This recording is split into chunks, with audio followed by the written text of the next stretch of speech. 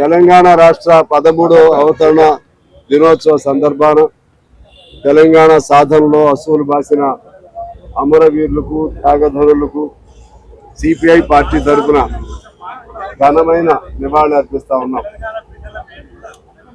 అదేవిధంగా అంతకుముందు తెలంగాణ నిజాం నవాబు కాలంలో నిజాం నవాబు పరిపాలన పోవాలని వెట్టి చాకరీకి బానిసలకు విముక్తి లభించాలని ఆనాడు ఒక 5,000 మంది కమ్యూనిస్టులు ప్రాణ త్యాగాలు చేశారు.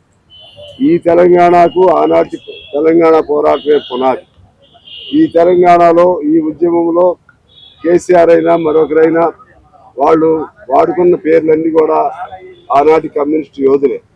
దొడ్డి కొమరయ్య కానీ, సాకల ఐలమ్మ కానీ, రావి నారాయణ రెడ్డి గారు కానీ, పద్దం మెల్లారెడ్డి గారు కానీ, మగ్దుం మొహిద్దీన్ గారు కానీ, ఇంకా అనేక మంది యోధులు ఆనాటి ఆ పోరాటాలు ఆ స్ఫూర్తితో ఈ తెలంగాణ ఉద్యమం జరిగింది.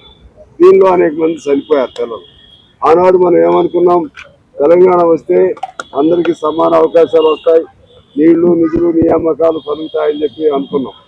కానీ ఉమ్మడి రాష్ట్రం విడిపోయిన తర్వాత ఒకసారి మనం గతానికి వర్తమానానికి మనం ఒకసారి వెనక్కి చూసుకుంటే ఏదో తేడా, ఏదో కోల్పోయినట్టుగా అనిపిస్తూ ఉంది.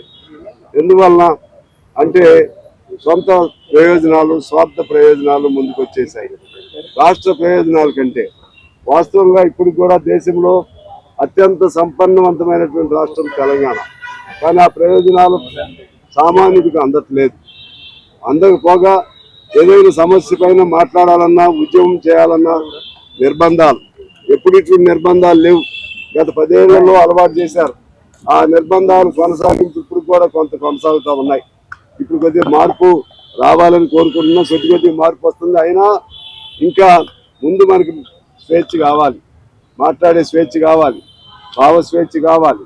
అదేవిధంగా మనకున్న ఇబ్బందులు తెలిపే విధంగా మేము ప్రతి వాడికి ఆ హక్కు ఉండాలి. అదే పద్ధతుల్లో ప్రభుత్వం కూడా ఆలోచన చేయాలి. అసలు ఆనాటి నినాదం ఏంటి, ఆ నినాదం ఎంత మేరకు న్యాయం జరిగింది ఆలోచన చేయాలి.